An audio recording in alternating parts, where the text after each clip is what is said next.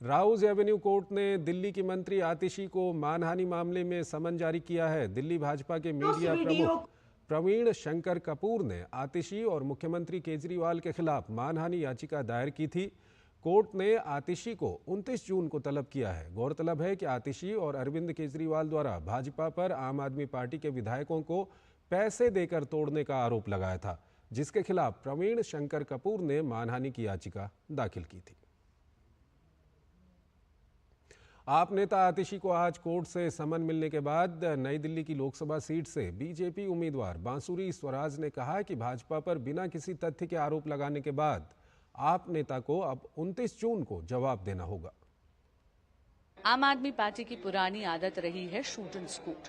कोई भी झूठ मन घड़ंत आरोप आप लगा दीजिए, असत्य का सहारा बार बार ये पार्टी लेती रहती है और इनको लगते हैं कि उसके कोई परिणाम नहीं होंगे, उसके कोई कॉन्सिक्वेंसेस नहीं है। लेकिन आज मैं कहूंगी सत्यमेव जयते। एसीएमएम राउज एवेन्यू ने माननीय मंत्री आतिशी जी को आज समन करा है 29 जून के लिए एक मानहानि के केस में, जहां पर आकर उनको अब जवाबदेही देनी पड़ेगी। उनका जो 27 जनवरी 2024 का ट्वीट है उस पर भी, और जो 2 अप्रैल को इन्होंने प्रेस कॉन्फ्रेंस कर भाजपा पे बिना किसी तथ्यों के मन घड़ंत आरोप जो इन्होंने लगाए थे कि इनको भी ऑफर मिला है भाजपा ज्वाइन करने का, अब इनकी जवाबदेही बनती है। आम आदमी पार्टी की नेता और मंत्री आतिशी को मानहानि केस में राउज एवेन्यू कोर्ट ने समन भेजा है। कोर्ट के इस फैसले के बाद दिल्ली भाजपा अध्यक्ष वीरेंद्र सचदेवा ने कहा कि अरविंद केजरीवाल जब जब किसी भ्रष्टाचार या मुसीबत में पड़ते हैं तब वो नया राग अलापते लगते हैं और कहने लगते हैं कि मेरी सरकार को गिराने का प्रयास किया जा रहा है, मेरे विधायकों को खरीदा जा रहा है। मैंने आम आदमी पार्टी के लगातार झूठ के खिलाफ कानूनी कार्रवाई प्रारंभ कर दी है। अब इनको कोर्ट में आकर जवाब देना पड़ेगा, विधायकों को किसने प्रलोभन दिया।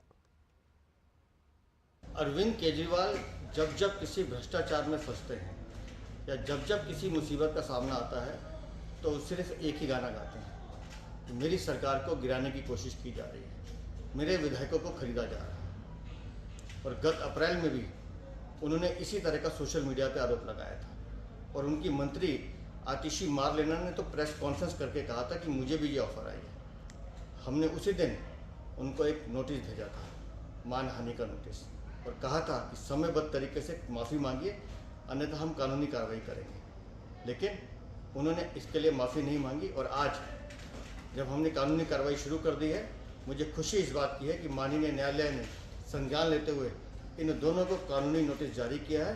अब इनको कोर्ट में आकर जवाब देना पड़ेगा कि बताइए किसने आपको प्रलोभन दिया था। इनके झूठ का भी पर्दाफाश होगा और इनकी हकीकत भी सामने आएगी।